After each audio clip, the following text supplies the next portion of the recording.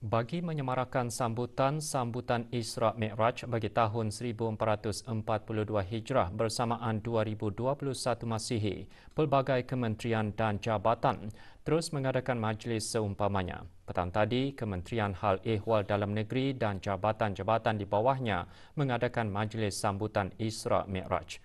Majlis berlangsung di Masjid Pengira Muda Abdul Matin, Kampung Mulaut. Selalu guru saya cakap kena kita dah baik masa sekolah agama memang ada di sekolah agama tu sembahyang berjemaah every day. Hadir Yang Berhormat Pihin Orang Kaya Seri Kerna Datuk Seri Setia Dr. Haji Awang Abu Bakar bin Haji Apong, Menteri Hal Ehwal Dalam Negeri.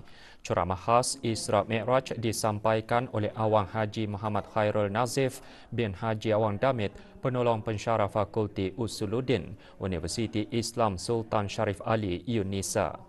Dalam ceramahnya yang mengikut tema sambutan Isra' Mi'raj pada tahun ini, sembahyang teras kecemerlangan umat antara lain mengetengahkan mengenai sifat jujur, amanah dan rasuah di dalam konteks Isra' Mi'raj serta tanggungjawab sebagai pegawai dan kaki tangan kerajaan.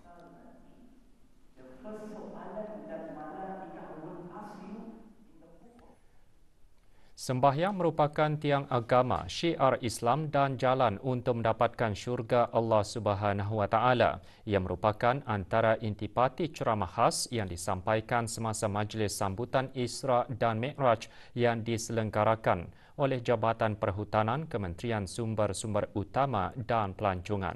Majlis berlangsung petang tadi di Dewan Setia Pahlawan Kementerian Sumber-Sumber Utama dan Pelancongan.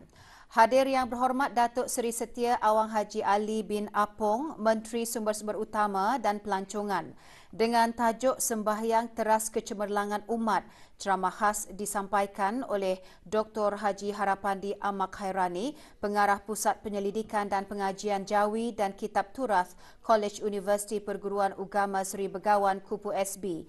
Majlis merupakan kegiatan tahunan kementerian berkenaan untuk menyemarakkan lagi sambutan Isra' dan Mi'raj di samping mengeratkan lagi hubungan silaturahim di antara warga kementerian.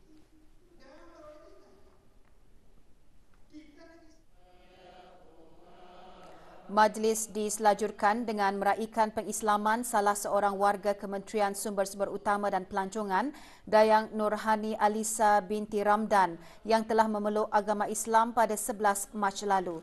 Juga hadir Dayang Hajah Tutiati binti Haji Abdul Wahab, Setiausaha Tetap Kementerian Sumber-Sumber Utama dan Pelancongan.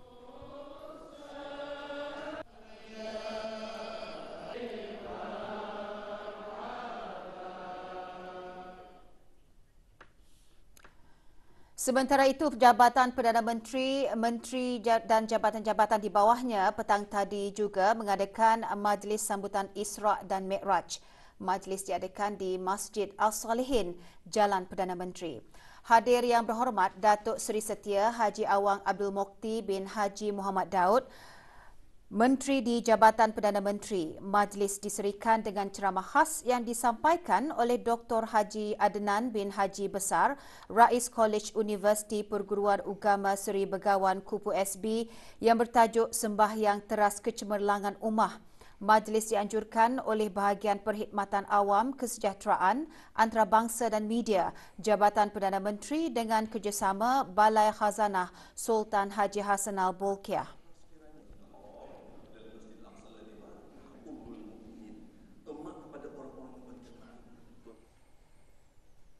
Dalam menghayati peristiwa Isra' dan Mi'raj Nabi Muhammad sallallahu alaihi wasallam, Kementerian Kebudayaan, Belia dan Sukan dan jabatan-jabatan di bawahnya pagi tadi juga mengadakan sambutan Isra' Mi'raj. Hadir Yang Berhormat Meja Jeneral Bersara Datu Paduka Sri Haji Aminuddin Ehsan bin Pihin Orang Kaya Saiful Molok Datu Sri Paduka Haji Abidin, Menteri Kebudayaan Belia dan Sukan. Tahun ini majlis dikendalikan oleh Dewan Bahasa dan Pustaka dan Jabatan Muzium-Muzium. Sambutan diisi dengan ceramah khas. Keadaannya apa? Keadaannya apa? Tangannya menyangkul lah, harus nyangkul. Majlis diselajurkan dengan penyampaian derma disempurnakan oleh Menteri Kebudayaan Belia dan Sukan kepada keluarga pegawai dan kaki tangan kementerian yang telah kembali ke rahmatullah.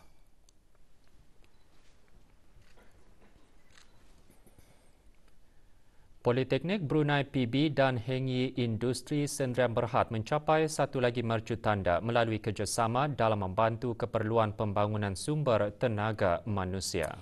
Ikuti bahan beritanya dan bahan-bahan berita dalam negeri yang lainnya selepas petikan titah ini.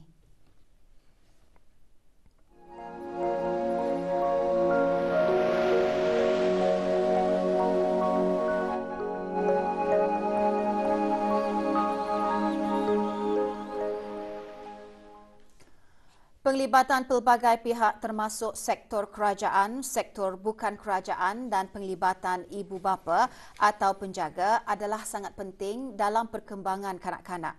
Yang Berhormat Datuk Seri Setia Dr. Awang Haji Muhammad Isham bin Haji Jaafar juga menegaskan sokongan padu diperlukan bagi memastikan penjagaan yang terbaik diberikan. Setakat tahun 2020, 766 kanak-kanak didaftarkan ke Pusat Perkembangan Kanak-kanak iaitu meningkat berbanding tahun 2010 hanya kira-kira 400 orang. Berucap semasa merasmikan Pusat Perkembangan Kanak-kanak baharu di Kampung Kiarong pagi tadi, Menteri Kesihatan juga berkata negara perlu lebih fokus bukan sahaja kepada survival kanak-kanak atau pengurangan kadar kematian sahaja, bahkan memastikan perkembangan kanak-kanak yang optimal dan kualiti kehidupan yang terbaik. Ia adalah bagi memastikan kualiti kehidupan generasi pada masa akan datang selaras dengan pencapaian Sustainable Development Goals dan Wawasan Negara 2035. Dengan tertubuhnya Pusat Perkembangan yang baru ini, Kementerian Kesihatan berharap ianya akan dapat menyediakan perkhidmatan yang menyokong perkembangan kanak-kanak dengan lebih efisien dan efektif. Pusat ini juga diharap akan terus berkembang pada masa hadapan dari segi kapasiti dan capabilitiesnya dalam menenangi isu-isu berkaitan dengan perkembangan kanak-kanak. Majlis diteruskan dengan perasmian pusat berkenaan dan penyampaian sijil kepada para penaja yang terdiri daripada syarikat-syarikat swasta dan individu yang menyumbang kepada projek pembinaan pusat berkenaan. Majlis diselajurkan dengan penanaman pokok di pekarangan pusat.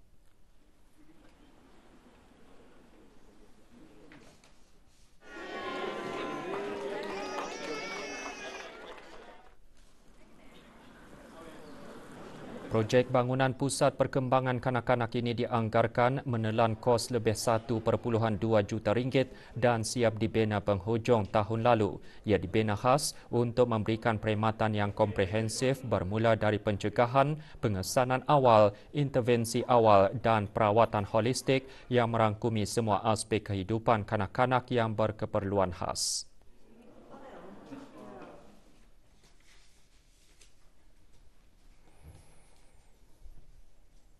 Pembukaan unit dialisis renal di Pusat Perubatan Jerudong Park JPMC menunjukkan komitmen Kementerian Kesihatan dan pendekatan Kerajaan Negara Brunei Darussalam ke arah nilai penjagaan kesihatan. Perkara tersebut disuarakan oleh Menteri Kesihatan semasa Majlis Penandatanganan Memorandum Persefahaman di antara Kementerian Kesihatan bersama JPMC bagi penyumbar luaran perkhidmatan hemodialisis.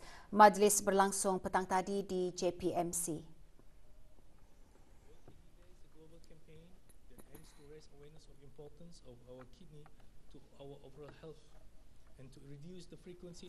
Tambah Yang Berhormat Datuk Seri Setia Dr. Awang Haji Muhammad Isham bin Haji Jaafar, Kementerian Kesihatan akan terus memberikan perkhidmatan terbaik bagi penjagaan semua, bukan sahaja bagi penyakit buah pinggang, malah bagi penyakit-penyakit tidak berjangkit. Majlis diteruskan dengan penandatanganan memorandum bersama antara Kementerian Kesihatan dengan Pusat Perubatan Jerudong Park JPMC.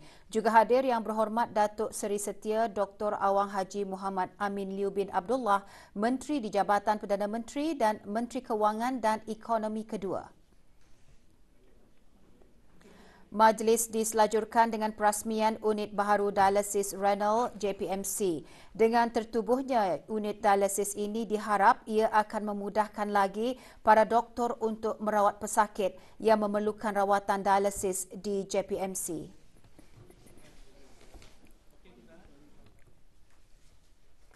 Pandemik COVID-19 telah merubah seluruh dunia pada tahun 2020 termasuk momentum untuk membina komuniti ASEAN disebabkan sekatan ke atas pergerakan masyarakat global. Sektor penerangan ASEAN bukan sahaja menjadi sumber data yang penting tetapi juga bertanggungjawab dalam memastikan maklumat yang disampaikan adalah betul dan tepat pada masanya. Perkara tersebut dinyatakan oleh Yang Berhormat Datuk Seri Setia Haji Awang Abdul Mukti bin Haji Muhammad Daud, Menteri di Jabatan Perdana Menteri semasa menghadiri persidangan Menteri-Menteri ASEAN yang bertanggungjawab ke atas penerangan AMRI ke-15 dan mesyuarat-mesyuarat berkaitan yang berlangsung secara maya melalui persidangan video dari Jabatan Perdana Menteri kemarin.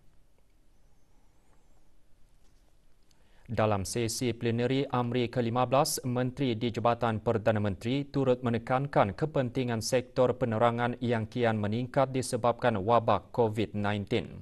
Ke arah itu, tindakan AMRI ke atas berita palsu dan maklumat salah selaras deklarasi para pemimpin bagi sidang kemuncak khas ASEAN mengenai wabak coronavirus 2019 dan kenyataan bersama bagi sidang khas ASEAN Plus 3 mengenai wabak coronavirus 2019 yang diluluskan pada 14 April 2020. Selain itu, kenyataan bersama bagi AMRI ke arah meminimalkan kesan-kesan negatif wabak COVID-19 2019 yang diluluskan tahun lalu menunjukkan komitmen AMRI mengukuhkan kerjasama dalam meningkatkan komunikasi awam dan menyokong aliran maklumat bebas semasa dan selepas COVID-19 di ASEAN. Dari aspek positif, COVID-19 mempercepatkan proses pemindahan cara hidup yang lebih digital. Namun, peningkatan penggunaan media digital dan sosial juga menyebabkan penularan berita palsu dan maklumat salah, penyalahgunaan teknologi media dan jenayah siber serta serangan ke atas keselamatan siber. Oleh itu, AMRI tidak boleh leka dalam menentang aspek-aspek negatif norma baharu. Yang Berhormat Datuk memberikan 4 cadangan, iaitu meningkatkan penyelarasan untuk segera menangani berita palsu melalui pasukan petugas ASEAN mengenai berita palsu, terus membentuk komuniti atau pengguna media yang bertanggungjawab melibatkan sektor lain ke arah membantras jenayah siber dan memastikan maklumat mengenai larangan perjalanan dan sekatan diberikan tepat pada masanya. Sektor penerangan sama pentingnya dengan sektor kesihatan dan kewangan dalam membantu ASEAN pulih daripada pandemik COVID-19 dan membina komuniti yang lebih bersedia, dinamik dan mampan. AMRI ke-15 telah membincangkan dan meluluskan 3 hasil dokumen yang akan dihadapkan kepada sidang-sidang kemuncak ASEAN ke-38 dan ke-39 untuk makluman para pemimpin ASEAN, iaitu rangka kerja bagi kesediaan pembangunan digital kalangan warga ASEAN, rangka kerja meningkatkan kemudahan akses bagi semua penyiaran digital ASEAN dan kenyataan media bersama bagi AMRI ke-15 dan mesyuarat-mesyuarat berkaitan. Tema AMRI ke-15 iaitu ASEAN, a Digital Community with Accessibility for All, relevan dengan matlamat kepengerusian Brunei dan menyambut baik rangka kerja bagi meningkatkan kemudahan akses untuk semua penyiaran digital ASEAN yang diluluskan oleh AMRI pada bulan Disember lalu. Negara Brunei Darussalam mendukung inisiatif meningkatkan akses kepada semua lapisan masyarakat termasuk yang kurang upaya serta warga emas dan telah melancarkan fasa pertama pentafsiran bahasa isyarat dalam berita perdana mulai 1 Februari 2021. Pada sebelah petang, Yang Berhormat Datuk juga menghadiri mesyuarat AMRI Plus 3 ke-6 bersama jemaah menteri dan ketua delegasi ASEAN lain beserta negara Plus 3. Mesyuarat dipengerusikan oleh Kerajaan Thailand.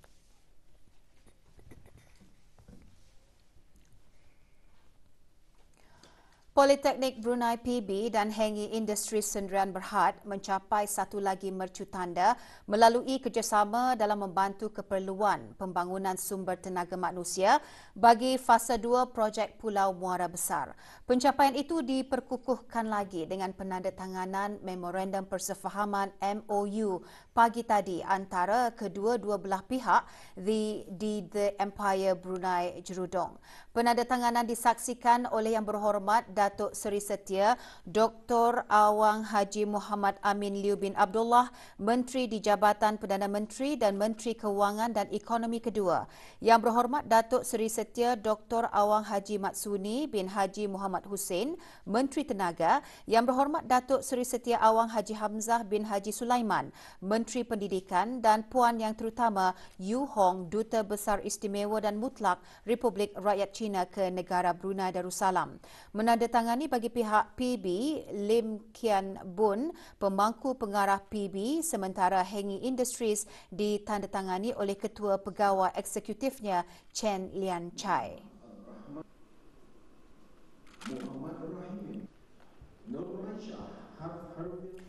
Di bawah memorandum ini, 5 program akademik baharu akan dikenalikan.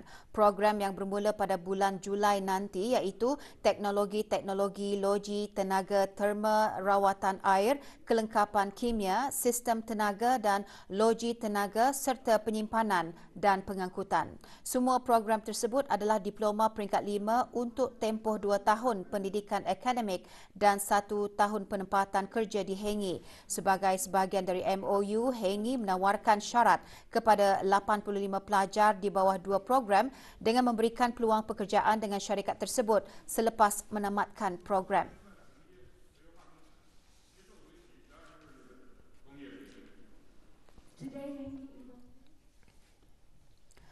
Beberapa projek di bawah Kementerian Pembangunan dimeterai hari ini bersama beberapa syarikat swasta. Projek-projek tersebut adalah projek di bawah Jabatan Kemajuan Perumahan dan Jabatan Kerja Raya. Penandatanganan kontrak disaksikan oleh Yang Berhormat Datuk Seri Setia Jurutera Awang Haji Suhaimi bin Haji Ghaffar, Menteri Pembangunan. Majlis penandatanganan perjanjian kontrak diadakan pagi tadi di Kementerian Pembangunan.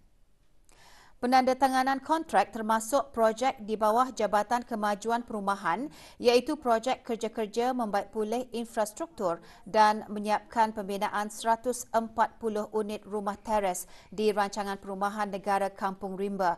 Juga berlangsung penandatanganan jaminan reka bentuk di antara pihak Jabatan Kemajuan Perumahan bersama dengan Gemilang Latif Associates, Alam Sejagat Consulting Engineers Sdn Bhd dan Regional Consultants. Majlis diselajurkan dengan penandatanganan kontrak bagi projek-projek di bawah Jabatan Kerja Raya termasuk kerja-kerja pemeliharaan jalan raya berintegrasi di Lebuh Raya Muara Belait serta pembekalan dan pemasangan paip air bersih dari Kampung Sukang ke Kampung Melilas Ulu Belait. Projek yang menelan belanja RM7,500,000 dijangka siap dalam tempoh 36 bulan dan diusahakan oleh DHHB Contractor and Engineering Sdn Bhd. Sementara itu, projek membekal dan memasang paip air bersih dari Kampung Sukang ke Kampung Melilas Ulu Belait diusahakan oleh syarikat Nur Laila Jaya Enterprise Sdn Bhd. Projek menelan belanja lebih RM500,000 dan dijangka siap dalam tempoh 24 bulan.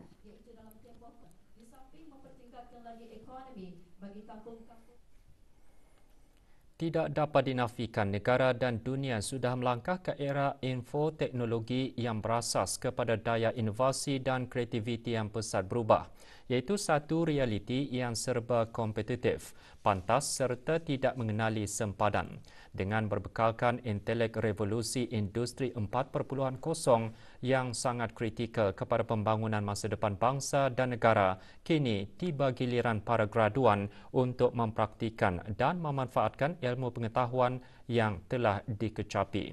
Yang Berhormat Meja Jeneral Bersara Datuk Paduka Seri Haji Aminuddin Ehsan bin Pihin Orangkaya Saiful Molok Datuk Seri Paduka Haji Abidin, Menteri Kebudayaan Belia dan Sukan, berucap sedemikian semasa Majlis Convocation College Pengajian Siswazah Antarabangsa IGS 2020 yang diadakan petang tadi.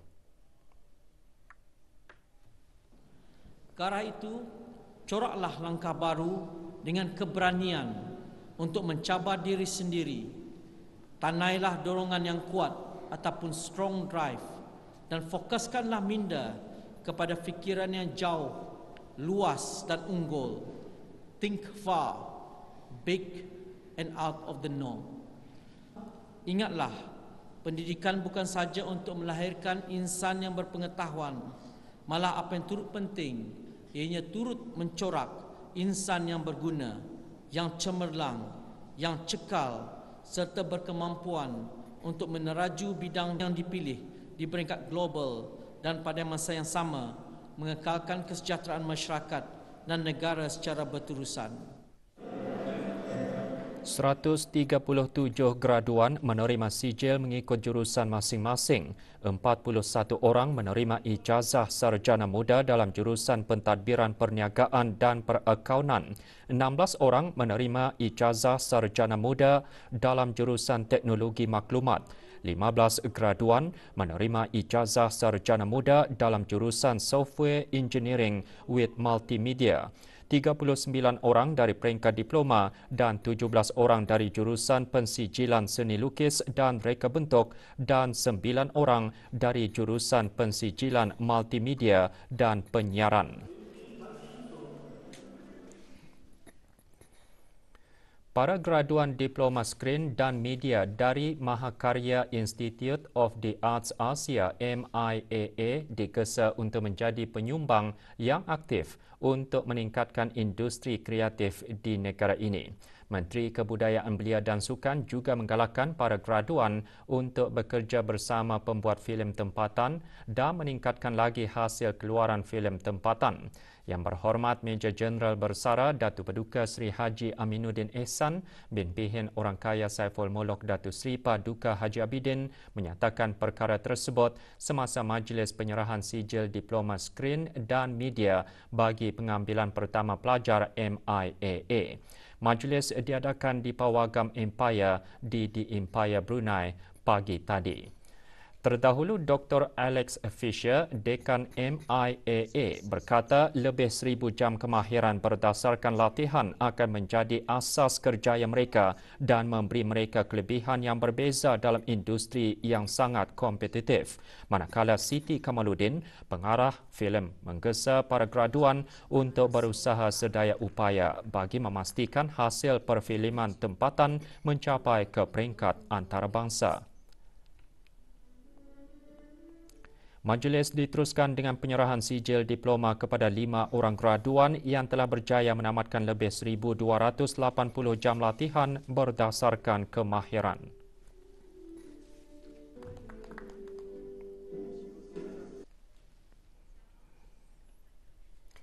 Lima kes aktif COVID-19 masih menerima rawatan di Pusat Pengasingan Kebangsaan. Dalam siaran akhbar Kementerian Kesihatan mengenai situasi terkini jangkitan COVID-19 di negara Brunei Darussalam melaporkan tiada kes jangkitan baru dicatatkan hari ini.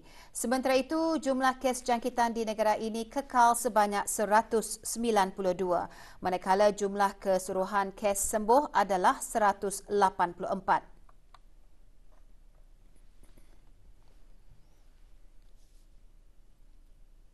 Kes terakhir jangkitan tempatan COVID-19 dilaporkan pada 6 Mei 2020, manakala jumlah kes import sejak kes jangkitan terakhir tempatan dilaporkan sebanyak 51 kes.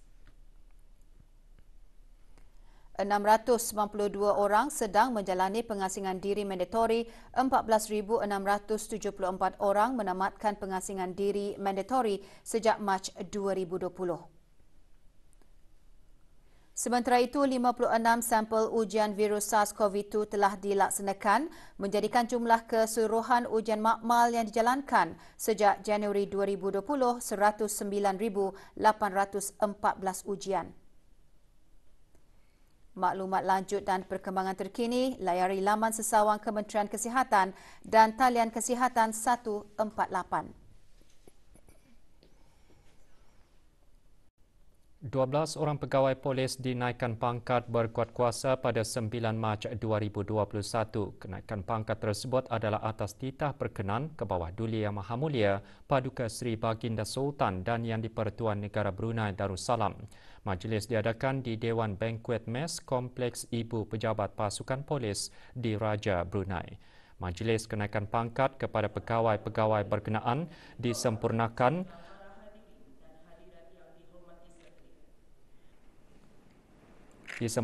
oleh Datuk Paduka Seri Haji Awang Muhammad Irwan bin Haji Hambali, Pesuruhjaya Pasukan Polis di Raja Brunei. Juga hadir Pengiran Datuk Seri Pahlawan Haji Muhammad Jeffrey bin Pengiran Haji Abdul Hamid, Timbalan Pesuruhjaya Pasukan Polis di Raja Brunei.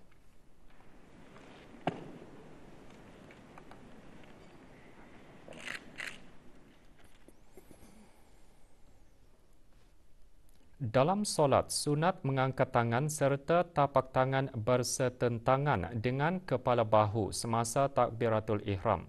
Dalam takbiratul ihram juga hujung jari sama dengan bahagian atas telinga. Ibu jari menyamai kuping telinga, hujung jari dicondongkan ke kiblat dan jari-jari dijarangkan sedikit. Perkara tersebut antara intipati ceramah program menghalusi solat mengikut mazhab Syafi'i sempena sambutan Isra' dan Mi'raj. Ceramah diadakan semalam di Masjid As-Salihin.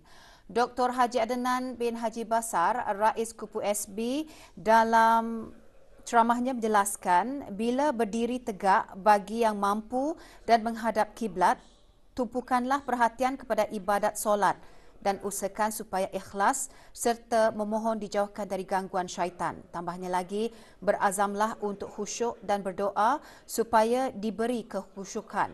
Program akan diteruskan lagi esok di Masjid Muhammad Bolkiah, Kampung Serusup selepas solat fardu maghrib. Program dianjurkan bersama Kolej Universiti Perguruan Agama Seri Begawan Kupu SB dan Jabatan Hal Ehwal Masjid.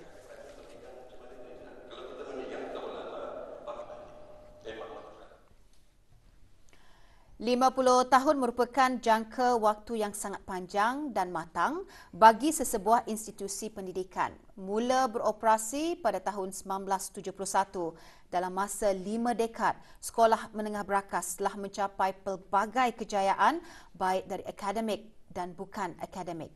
Berucap semasa majlis sambutan Jubli Emas Penubuhan Sekolah Menengah Berakas pagi tadi, Timbalan Setiausaha Tetap Pendidikan Tras Kementerian Pendidikan berkata, dari bidang akademik, Sekolah Menengah Berakas telah memperlihatkan peningkatan 3.85% pelajar yang memperoleh sekurang-kurangnya 5O ke atas bagi peperiksaan Brunei Cambridge GCE peringkat O berbanding tahun sebelum dengan pencapaian yang tertinggi 40.9% pada tahun 2016. Awang Aliuddin bin Haji Abdul Rahman seterusnya berkata Sekolah Menengah Berakas juga aktif dalam pelbagai aktiviti ko-kurikulum dan telah mencapai pelbagai kejayaan seperti dalam pertandingan The Crown Prince Cipta Award peringkat kebangsaan pada tahun 2019 dan 2017 serta pemenang pingat gangsa dalam Young Inventor Challenge peringkat antarabangsa. Seperti dalam pertandingan The Crown Prince Cipta Award peringkat kebangsaan pada tahun 2019 dan 2017. Juga diadakan perasmian serta tayangan video ringkas mengenai penubuhan Sekolah Menengah Berakas. Majlis antara lain bagi memperingati serta mengimbas kembali kejayaan dan pencapaian sekolah berkenaan sepanjang 50 tahun penubuhannya selain menjalin hubungan silaturahim dengan pelbagai pihak khususnya bersama warga sekolah yang pernah berkhidmat di sekolah ini sejak penubuhannya.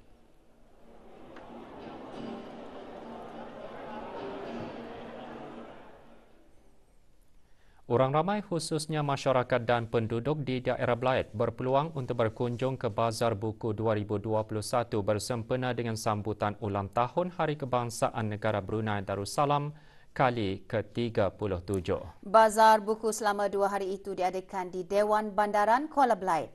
Sebanyak 17 petak disediakan antara yang menyertai jabatan-jabatan kerajaan dan swasta termasuk pusat pembangunan belia. Dengan konsep kembara ke daerah-daerah bazar, buku pada tahun ini bertujuan untuk mendekati masyarakat dengan mempromosi dan menjual buku dengan hasrat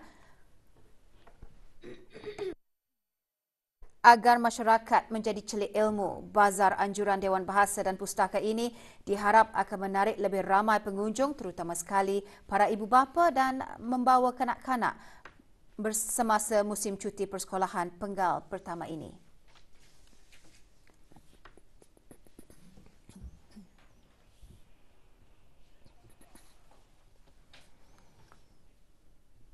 Dengan tema Mata Hati, kempen Brunei Unified Volume 2 anjuran Kudos Event Management Services diteruskan lagi dengan hasrat bagi mengembangluaskan kompetensi masyarakat amnya dan para belia khasnya termasuk warga orang kelainan upaya OKU dalam menerajui Matlamat Wawasan Negara 2035. Kempen berlangsung petang tadi di Airport Mall Berakas. Perasmiannya disempurnakan oleh Datuk Paduka Haji Muhammad Alimin bin Haji Abdul Wahab yang dipertua Majlis Kesejahteraan Orang Kelainan Upaya dan juga pemenang amanah kanan Pusat Ehsan Al-Hajah Mariam. Kempen Brunei Unified Volume 2 merupakan kesinambungan daripada kempen Brunei Unified Cakah Titih Lutanan yang telah dilancarkan pada bulan Februari. Kempen diadakan selama 3 hari bermula kemarin sehingga esok dari pukul 10 pagi hingga 9.45 malam.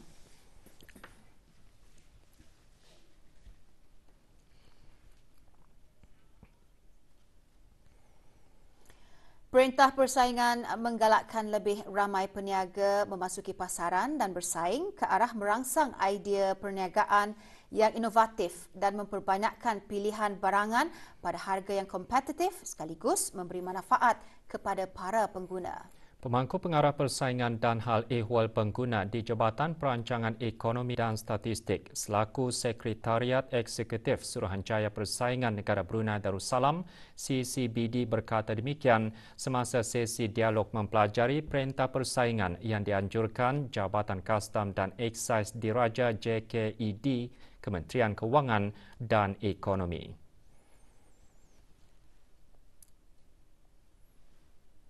Dayang Hedi Farah Sia binti Abdul Rahman juga berkata dengan permit import dalam kawalan pihak pengawal selia sektor, syarat pelesenan yang dikenakan lazimnya mengawal peraturan berhubung dengan keselamatan dan piawaian ke arah memastikan pematuhan terhadap dasar-dasar tertentu. Sesi dialog yang dihadiri lebih 100 pegawai JKED itu bermula dengan penerangan mengenai skop perintah persaingan termasuk manfaat pasaran yang berdaya saing. Juga diadakan penyampaian bahan-bahan pemberitaan mengenai persaingan termasuk poster dan risalah oleh pemangku pengarah persaingan dan hal ehwal pengguna di Jabatan Perancangan, Ekonomi dan Statistik kepada Awang Muhammad Muinuddin Chin bin Abdul Rahman, Timbalan Pengawal Kastam.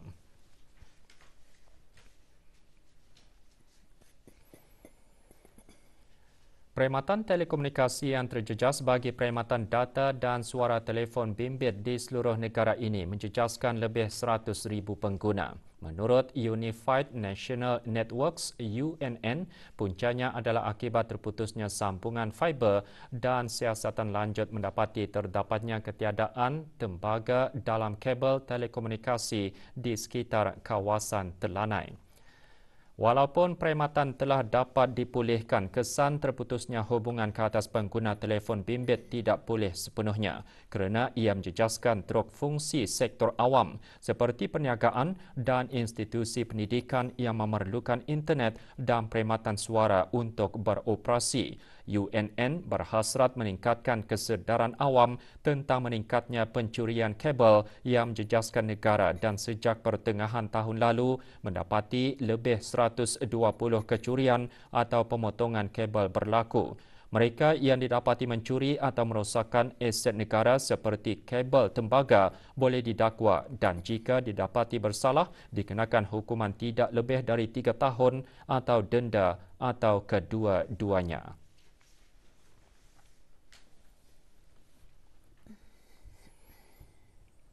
Program Messengers of Peace MOP merupakan program yang menjurus kepada keamanan, keharmonian, persaudaraan, kelestarian alam sekitar, mengatasi masalah sosial dan sebagainya. Inisiatif tersebut dilancarkan oleh Pergerakan Pengakap Sedunia bagi pengakap-pengakap di seluruh dunia.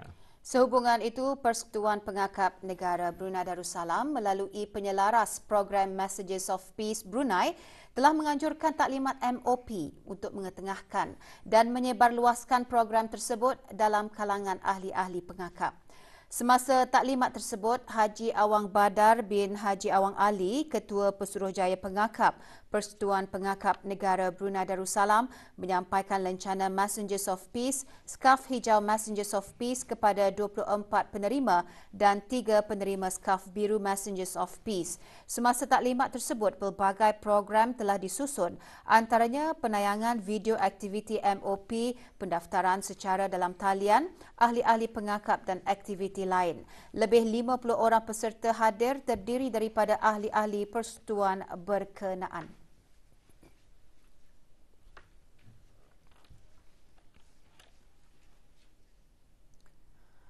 Sebuah kenderaan berdaftar luar negara telah diambil tindakan atas kesalahan gagal memperbarui pelekat pelawat kenderaan yang mansuh pada 31 Disember 2020. Menurut siaran media Jabatan Pengangkutan Darat JPD, pemilik kenderaan berkenaan dikeluarkan kompaun sejumlah RM150 dan diberikan amaran oleh agensi unit penguatkuasaan kesihatan Kementerian Kesihatan. Dapatan tersebut hasil daripada operasi sepadu OPS Merakat kali ke-7 ke atas kenderaan-kenderaan daftar luar negara yang berada di negara ini. Operasi dijalankan di sekitar kawasan komersial Jalan Tutong itu dilaksanakan oleh agensi-agensi penguatkuasaan yang terdiri daripada JPD, Pasukan Polis di Raja Brunei PPDB dan Kementerian Kesihatan. Sehubungan itu, JPD mengingatkan pemilik-pemilik kenderaan persendirian atau komersial daftar luar negara agar memastikan pelekat pelawat atau komersial adalah masih sah laku dan telah diperbarui. Pemilik-pemilik boleh mengimbas QR Code yang disediakan untuk mengetahui tarikh mansuh pelekat-pelekat berkenaan dan membarui sebelum tarikh mansuh. Pelekat pas kenderaan diperkenalkan untuk mengenal pasti kenderaan-kenderaan daftar luar negara yang telah mendapat kebenaran Jabatan Kastam dan Eksais Diraja JKED untuk menetap atau memasuki negara ini bagi tujuan pengangkutan barang-barangan pertanian, agri makanan dan perikanan dengan kebenaran dari Kementerian Sumber-Sumber Utama dan Pelancongan MPRT. Pemilik yang belum mempunyai pelekat boleh memohon melalui aplikasi Transport BN atau www.jpd.gov.bn. Kegagalan mematuhi perkara-perkara di atas akan diambil tindakan di bawah Akta Penyakit Berjangkit Penggal 204. Jika didapati bersalah, boleh dikenakan denda kompaun sehingga RM5,000 atau boleh didakwa ke mahkamah yang membawa denda sehingga RM10,000 atau penjara 6 bulan atau kedua-duanya sekali. Bagi maklumat lanjut, hubungi Pasukan Polis di Raja Brunei melalui talian 993 atau talian Darussalam 123. 3 rakyat tempatan dan seorang warga negara asing dikenakan kompaun sebanyak RM100 setiap seorang kerana melakukan kesalahan bawah Akta Kesalahan-Kesalahan Kecil Penggal 30 Bab 12-1. 4 individu terbabit didapati membuang sampah di tempat awam, kawasan Gadong dan pusat bandar yang dijalankan oleh bahagian penguatkuasa undang-undang Jabatan Bandaran Bandar Seri Begawan. Keterangan individu-individu tersebut adalah seperti berikut. Individu-individu terbabit dikenakan membayar kompaun dalam tempoh masa 7 hari. Jika gagal menjelaskan bayaran kompaun, kes tersebut boleh dihadapkan ke mahkamah yang mana bagi kesalahan pertama boleh membawa hukuman denda RM1,000, manakala kesalahan kedua dan seterusnya boleh didenda RM3,000 dan penjara tidak melebihi 3 bulan.